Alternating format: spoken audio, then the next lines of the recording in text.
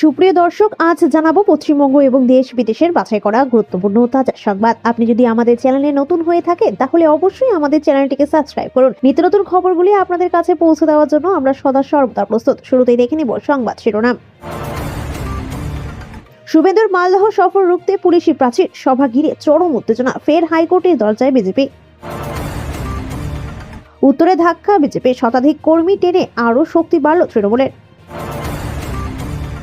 তাসের ঘরের মতো ভাঙছে তৃণমূল বিজেপি, মুর্শিদাবাদে অধীরের হুঙ্কারে কি বদলে যাবে বিধানসভার সমীকরণ। মমতাকে প্রাক্তন করার চ্যালেঞ্জ ছুড়ে নতুন দল গড়ছেন হুমায়ুন কবির, এক ঝলক। দীপু হত্যায় উত্তাল দুই দেশ, বাংলাদেশের পরিস্থিতি নিয়ে কড়া হুঁশিয়ারি ভারতের। দক্ষিণবঙ্গে ভয়ঙ্কর ভেলকি দেখাবে ঠান্ডা, সোমবার থেকে কতটা নামবে তাপমাত্রা, আবহাওয়ার আপডেট। শেখ হাসিনাকে ফেরাতে নারাজ ভারত, মোদী সরকারের সিদ্ধান্তে এবার চূড়ান্ত সিলমোহর দিল্লির। সুপ্রিয় দর্শক, এতক্ষণ শুনছিলেন সংবাদ শিরোনাম, এবার আসি বিস্তারিত খবরে। নতুন বছরের শুরুতেই ফের উত্তপ্ত হতে চলেছে মালদহের রাজনীতি। আগামী 2 জানুয়ারি চাঁচলের কলম বাগান ময়দানে বিরোধী দলনেতা শুভেন্দু অধিকারী জনসভা ঘিরে নতুন করে তৈরি হয়েছে জট। জেলা প্রশাসনের পক্ষ থেকে সভার অনুমতি না মেলায় শুভেন্দুর সফর ঘিরে আবারও অনিশ্চয়তা দেখা দিয়েছে। আর এই ঘটনাকে কেন্দ্র করে শুরু হয়েছে রাজনৈতিক তরজা। বিজেপি নেতৃত্বের দাবি, সভার জন্য নির্ধারিত জমির মালিকের কাছ থেকে ইতিমধ্যেই অনাপত্তি শংসাপত্র নেওয়া হয়েছে। তবুও চাঁচল থানার পুলিশ ও মহকুমা প্রশাসন কোনো সুনির্দিষ্ট কারণ ছাড়াই সভার অনুমতি দিচ্ছে না। সম্প্রতি ইংরেজ বাজারে তৃণমূলের জেলা সভাপতি আব্দুর রহিম বক্সি হুঁশিয়ারি দিয়েছিলেন যে শুভেন্দুকে মালদহে পা রাখতে দেওয়া হবে না। এই হুমকির পরই পুলিশের পক্ষ থেকে বাধা আসায় বিষয়টি পরিকল্পিত রাজনৈতিক ষড়যন্ত্র হিসেবেই দেখছে বঙ্গ বিজেপি। তবে প্রতিবারের মতো এবারেও লড়াই ছাড়তে নারাজ পদ্ম শিবির। স্থানীয় বিজেপি নেতৃত্ব স্পষ্ট জানিয়ে দিয়েছে, পুলিশ অনুমতি না দিলেও নির্ধারিত দিনেই সভা হবে। সোমবারই কলকাতা হাইকোর্টে রিট পিটিশন দায়ের করার সিদ্ধান্ত নিয়েছে দল। এর আগেও একাধিকবার আদালত থেকে অনুমতি ছিনিয়ে এনে সভা করার নজির রয়েছে শুভেন্দুর। এখন দেখার হাইকোর্টের রায়ে নতুন বছরে চাঁচলের ময়দানে বিরোধী দলনেতা শেষ পর্যন্ত গর্জন করতে পারেন কিনা। আসছি পরবর্তী সংবাদে।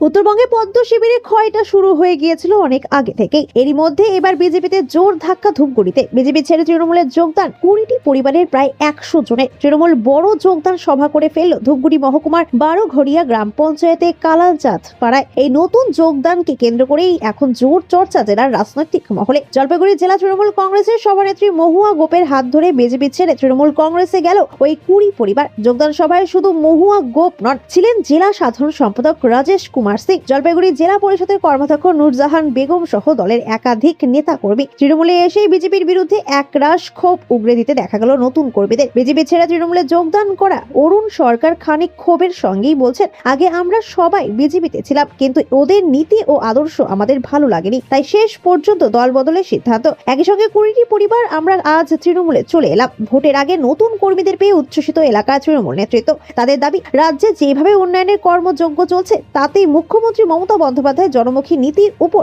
মানুষের ভরসা আরো বাড়ছে। সে কারণেই দিকে দিকে সাধারণ মানুষ তৃণমূল কংগ্রেসে যোগ দিচ্ছেন। নতুন কর্মীদের পেয়ে দল আরো শক্তিশালী হলো বলে মনে করছেন দলের নেতারা। সামনে বিধানসভা ভোট, তার আগে একেবারে তৃণমূল স্তরের কর্মীদের হারিয়ে বিজেপির সাংগঠনিক শক্তিও কিছুটা কমবে বলেই মত রাজনৈতিক বিশ্লেষকদের একাংশের। আসছি পরবর্তী সংবাদে। মুর্শিদাবাদের ডমকলে আয়োজিত এক বিশাল জনসভা থেকে তৃণমূল ও বিজেপিকে তীব্র আক্রমণ শানালেন কংগ্রেস নেতা অধীর রঞ্জন চৌধুরী। শাহনাজ বেগমের কংগ্রেসে যোগদানের এই মঞ্চ থেকে তিনি অভিযোগ করেন, কেন্দ্র ও রাজ্য উভয় সরকারই সাধারণ মানুষকে বোকা বানাচ্ছে। এনআরসি, ওয়াকফ সম্পত্তি এবং ওবিসি ইস্যু তুলে ধরে তিনি দাবি করেন, আসন্ন বিধানসভা নির্বাচনে মুর্শিদাবাদ থেকেই কংগ্রেসের উত্থান শুরু হবে এবং জেলায় বিরোধীদের পায়ের তলার মাটি সরবে। অধীরবাবু তৃণমূলের মন্ত্রিসভায় মুসলিম প্রতিনিধিত্বের অভাব নিয়ে কটাক্ষ করে কংগ্রেস আমলের উন্নয়নের কথা স্মরণ করিয়ে দেন। অন্যদিকে বিজেপির ধর্মের রাজনীতি ও এনআরসি নিয়ে সাধারণ মানুষকে সতর্ক করে তিনি সম্প্রতি বজায় রাখার আহ্বান জানান।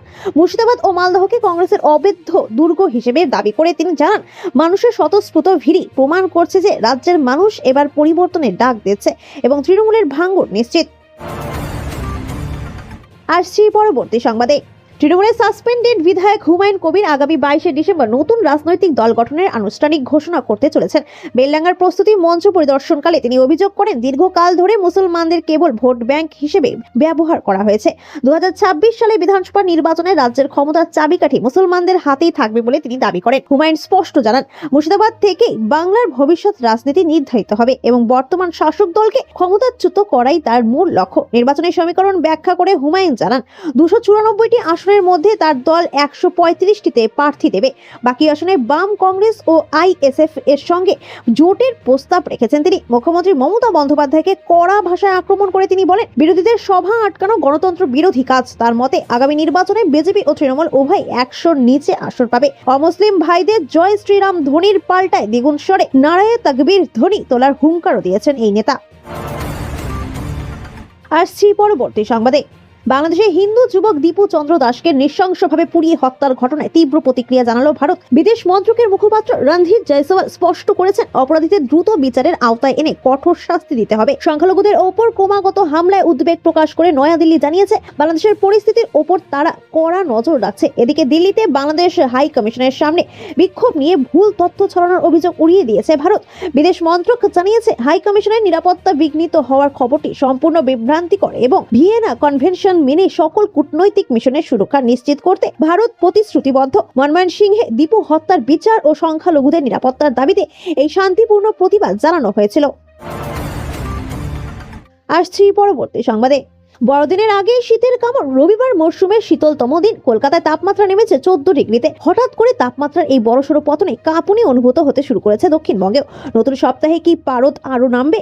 কেমন থাকবে রাজ্যের আবহাওয়া? এক নজরে হাওয়া অফিসের আপডেট। দক্ষিণবঙ্গে ফের নিম্নমুখী তাপমাত্রার পারদ বাড়ছে। উত্তরে হাওয়ার দাপট। আবহাওয়া দপ্তর বলছে, জেলায় জেলায় 2 থেকে 3 ডিগ্রি রাতের পারদ পতনের পূর্বাভাস রয়েছে বড়দিনের আগেই।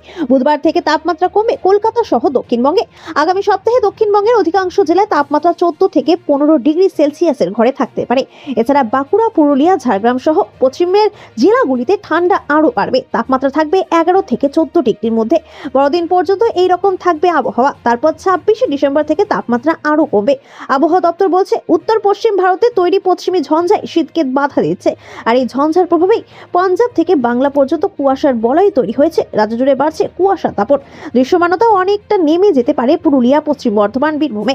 দৃশ্যমানতা 50 মিটারে নামতে পারে।